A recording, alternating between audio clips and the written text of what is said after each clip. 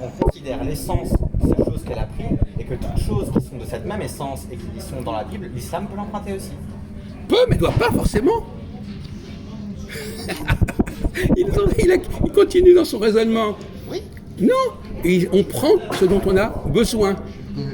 Hein? Si moi, par exemple, je vais dans un magasin et j'achète une chose, je vais pas acheter tout ce qu'il y a dans le magasin. C'est compris ça rentre. Oui. Bon, alors c'est tout. Donc, vous ne vous rendez pas compte de l'énormité, moi vous êtes gentil, l'énormité, mais je crois que n'importe qui vous entend parler se dit, mais il dit des trucs énormes. On en a déjà parlé aussi. Déjà, rien que le fait d'attribuer un nom à un corps céleste a son importance. Il y a des... C'est le métalangage. Le métalangage. Vous n'avez pas compris ce que je dis. En plus, le pire, c'est que je vais expliquer tout ça. Le métalangage, ça veut dire quoi? Si je dis, par exemple, on est rue du Renard, ça veut dire qu'il y a le renard dans la rue? Bah non. Si je dis que c'est la place de l'Étoile, il y a l'Étoile. Lui, il est en train d'expliquer. Du moment que vous entendez ce mot-là, que vous utilisez ces termes-là, même lui, il s'appelle Mousse, donc ça a d'importance. Mais vous vous rendez compte de ce que vous dites? Mais vous êtes dans une naïveté, c'est presque psychotique à la limite. La rue du Renard, je sais pas, si on préfère plutôt la rue du Maréchal Foch, d'une certaine manière, l'esprit du Maréchal Foch est là, sa mémoire est là parce qu'on a nommé une rue à son nom. Ah bon? Non, mais d'accord, c'est intéressant d'entendre des trucs pareils. Il vaut mieux entendre ça que d'être sourd. Il a pas tort. Quoi? Là, ce qu'il a dit, il a pas tort. Pourquoi? Parce qu'il a parlé d'une manière raisonnée. Mais non, mais attendez, je décide d'appeler une planète d'un certain nom de dieux. Voilà. Parce que j'ai besoin de la distinguer des autres planètes. Oui. Par exemple, vous avez deux sœurs, elles ne vont pas porter le même prénom que vous. D'accord. C'est tout, ça va pas plus loin. C'est juste pour distinguer. Ben voilà, c'est tout, mais il ne comprend pas ça. Non, en fait, les astronomes font quelque chose qui est involontaire. Non, ils se contentent de donner des noms. Et comme il n'y avait que 7 planètes, eh bien, ils ont donné quelques dieux et les autres, ils n'ont pas pris.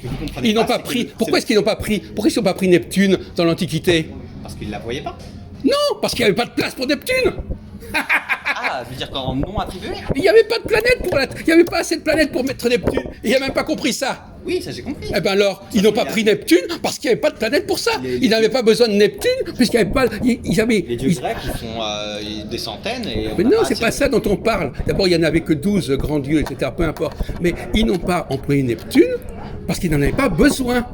Ils avaient un certain nombre de planètes, ils ont pris Mercure, Vénus, parce qu'ils avaient un certain nombre de planètes, et puis comme ils avaient que cette planète, ils n'allaient pas prendre des planètes, des yeux dont ils n'avaient pas besoin. Vous comprenez ça? Ou pas? Ou peut-être parce qu'ils n'en avaient pas conscience. Bon, écoutez, ne vous endurcissez pas, comme on dit, c'est tromper, c'est bien, ne persévérez pas dans l'erreur. J'ai pas compris où est-ce que vous pensez que j'ai l'erreur. Voilà, mais c'est votre problème que vous ne comprenez pas. Je suis en train de vous dire, ils ont nommé, par exemple, prenons le cas de quelqu'un qui est dans une fratrie où il y a 7 enfants, 7 garçons et filles. Bon. Eh ben, on va donner des noms. Et puis les noms qu'on n'a pas donnés, on les a pas donnés. D'accord. C'est tout. Et si on a donné ces noms, d'abord c'est un peu par hasard. Et si on ne les a pas donnés les autres, c'est parce qu'il n'y avait pas assez de frères et sœurs pour les donner. Oui. Mais c'est tout. Mais maintenant qu'on a découvert ces nouveaux corps, on peut donner ces noms. Maintenant, si on fait naître d'autres enfants, on peut leur donner. Mais écoutez, moi je vous trouve que vous êtes complètement intoxiqué, je vous dis très franchement. Mais non, pas du tout. Ces premiers noms ont été donnés par hasard. Donc ils n'ont pas à être donnés. Ce que vous ne comprenez pas, c'est que les premiers noms aussi étaient par hasard.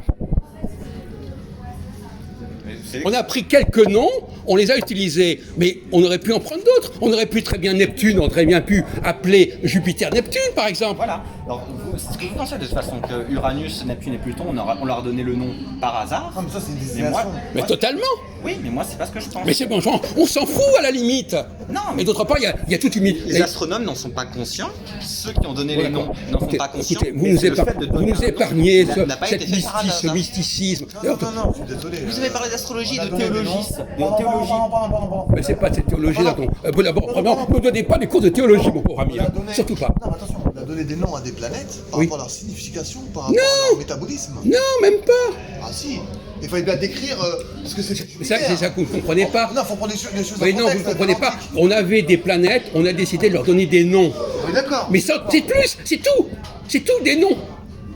Et c'est après des gens qui ont dit, puisqu'elle s'appelle comme ça, on va en tirer telle conséquence. Je suis d'accord. Ça s'est fait à l'envers, ça s'est fait. À l'envers. Et lui, il ne comprend pas ça. Il y a quand même des caractéristiques qui sont visibles des planètes comme Vénus qui est l'étoile la plus brillante, Oui. Mars qui est de couleur Oui. rouge, Jupiter Oui. qui est la plus grosse, Oui. et Saturne qui est dans ses anneaux, Oui. qui correspondent aux caractéristiques qu'on associe à ces Alors planètes. les anneaux, on les connaissait pas à l'époque. C'est vrai. Ah, on les a découverts quand? Ça, je savais Bah, pas. à plus l'époque tard, de Galilée, on est au plus tard. XVIIe siècle. Donc plus tard, bien sûr. Bon, Plus tard. donc, épargnez-nous des ignorances pareilles. Même des planètes comme. Et puis les astéroïdes, n'en parlons même pas. Les astéroïdes, alors justement, alors ça, c'est amusant les astéroïdes, Même parce que Mars. les planètes, non, les planètes astéroïdes, Mars, on a découvert pourquoi est-ce plus tard. que ces astronomes se sont en parlait pas à amusés l'époque. à appeler des astéroïdes qui ne sont même pas des planètes? Pourquoi ils les ont appelés de nom des dieux de la mythologie? Pourquoi ils ont gaspillé Junon, Vesta, Pallas et Cérès? Pourquoi faire? C'était même, là, vous voyez bien qu'ils se sont foutus de votre gueule. C'était même pas des planètes. Et les astrologues aujourd'hui, ils les utilisent même pas, en plus. Là, sauf dans quelques cas. Les astrologues eux-mêmes se sont dit, ils se sont plantés, nous on veut pas de ça. Donc, Patrice Guinard, il y a une théorie intéressante sur quel facteur utiliser qui est corrélé à des facteurs astronomiques. Mais c'est de l'apologétique, vous ne comprenez pas je veux dire qu'il y a deux catégories de personnes. Il y a des gens qui cherchent à valider à tout prix ce qu'ils ont reçu, et ils trouveront tous les arguments possibles pour justifier ce que vous faites, et des gens qui ont une approche critique. Et vous n'avez pas du tout une approche critique, une approche apologétique. Ça, je vais défendre ce que j'ai appris et ce qu'on m'a transmis. Voilà où vous en êtes. Je vous le dis très franchement, et les astrologues, j'en ai vu défiler des centaines et des centaines, alors je sais à qui j'adresse, je sais à qui j'ai affaire. Hein. Vous n'êtes pas le premier astrologue que je rencontre, que je vous sache. Oui, ça, bon, c'est bien. alors donc, on connaît le genre de... Moi, vous savez, il y a des spécialistes, je suis un spécialiste en astrologue, pas en astrologie, mais en astrologue. Hein. Ça fait depuis 73, donc 20 ans avant que vous soyez né, j'organisais des colloques déjà. Excusez-moi, soyons sérieux. Donc, et vous me tenez tête de manière absolument inacceptable. Bon, cela dit, il y a un problème d'éducation là. Non, mais c'est vrai, quand on est bien élevé, on sait se tenir, on sait se tenir. On essaie. De toute façon, je crois que vous l'avez dit la première fois, vous êtes impertinent. Non, mais Voilà. évitons le Insolent, rapport de je crois. force. Comment Insolent, je crois. Vous êtes insolent. Non, il est insolent, il est un Oui, petit peu insolent. c'est insolent, mais- et ben voilà. Parce qu'il est curieux.